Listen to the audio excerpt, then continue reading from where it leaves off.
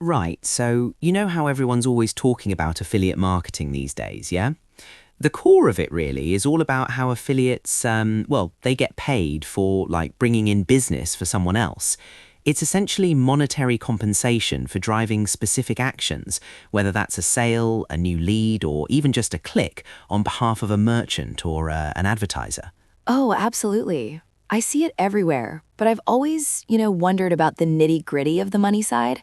Like, how does that actually work? Is it just a simple percentage, or is there like a whole system behind it? Oh, Emma, it's a whole system, honestly. These setups are, they're designed specifically to really incentivize affiliates. It's the absolute cornerstone of performance-based digital marketing, which is, huge now, isn't it?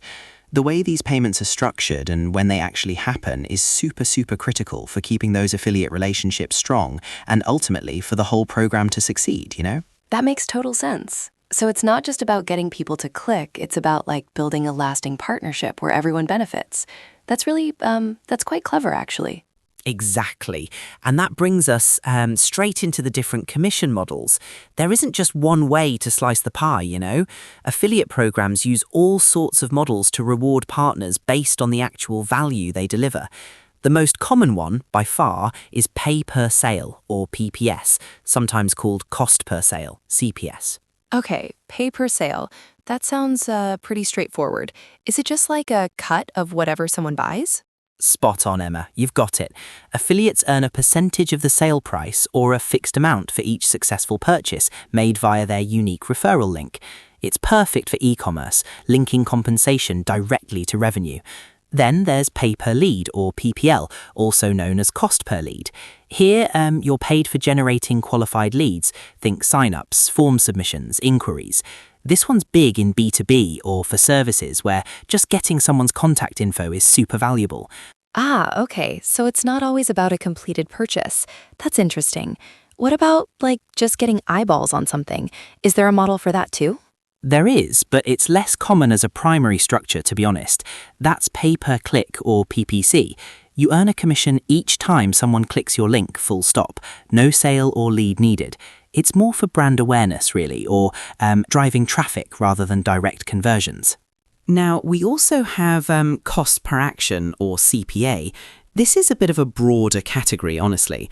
It's where affiliates are rewarded for any specific action: purchases, sign-ups, downloads, app installations. You could say PPS and PPL are subsets of CPA, actually. It's quite encompassing. Right, so CPA is sort of the umbrella term. That makes sense. Are there any other really, like, interesting ones that aren't just a one-off payment? Oh, absolutely. Revenue share, or RevShare, is a big one, especially for subscription services. Affiliates get a percentage of the revenue generated from referred customers, and often they keep earning for as long as that customer remains active. Then there's tiered commissions, which I really, really like. This structure rewards affiliates with increasing commission rates as their performance improves, or as they hit certain milestones, higher sales volumes, revenue targets, you know. Wow, so it's like a bonus for doing well. That's a great motivator. And what about if someone signs up for a monthly service? Do affiliates get paid repeatedly for that? They totally can. That's called recurring commissions. Again, perfect for subscription-based services. Affiliates earn not just on the initial sale, but on subsequent payments too for the duration of the subscription. And actually, an enhanced version of that is lifetime commissions, where you earn as long as that customer remains a paying user. Quite powerful, those. Okay, so we've talked about how affiliates earn money, but how does that money actually get to them? Like the actual payout process, how does that work behind the scenes? Excellent question, Emma. The practical side of things, right? It all starts with tracking and attribution. Affiliates are given these unique tracking links, yeah? When a user clicks that link and then, say, completes a desired action, the system records all the details and attributes that conversion directly to that specific affiliate. This is absolutely crucial for accurate payment. So those links are like their digital fingerprint for sales. What about if someone clicks a link today but buys next week? Does the affiliate still get credit? That's where cookie life comes in, you see.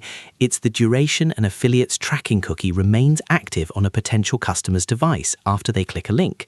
If the customer buys within that set time frame, say 30 or 60 days, then yes, the affiliate still earns commission. Then there's payment frequency. Payouts are usually on a set schedule, monthly, bi-weekly. Monthly is really common actually, as it allows time for things like refunds to clear before processing. Oh, so, they wait for returns. That makes sense. And I imagine there's a minimum you have to earn before they send the money? Precisely. Most programs have a minimum payout threshold. It's just to manage the administrative costs associated with processing loads of tiny transactions. And yes, delayed payouts are also common, as you said, to account for customer returns, cancellations, or any fraudulent activities. All right, so when it's finally time to actually get paid, what are the typical ways affiliates receive their money? Is it just like direct deposit, or are there other options? Well, there's quite a variety actually globally. PayPal is incredibly popular and convenient, especially for freelancers. Then you have your direct bank transfers, things like ACH, Global ACH, wire transfers, very secure, very widely used. Digital wallets like Skrill and Payoneer are also common for fast global transactions. And believe it or not, some cutting-edge programs even offer payouts in cryptocurrencies like Bitcoin or Ethereum. Wow, crypto payments for affiliates. That's pretty modern. And what about what makes one affiliate program offer like 10% commission, while another offers 50%? That's where factors affecting commission rates come in. It's quite important. First off, product margins. Businesses with higher profit margins can simply afford to offer higher rates. Then you have industry standards and competition. Rates often align with benchmarks. Also, affiliate performance plays a huge role. High-performing affiliates with great conversion rates often get rewarded with higher tiers or bonuses, Average order value, or AOV, also matters. Products with a higher AOV can support better commissions because each sale brings in more revenue. Brand positioning, conversion rates, incentive structures, even market conditions, they all play a part really. It's about creating a system that's transparent, fair, and motivates everyone.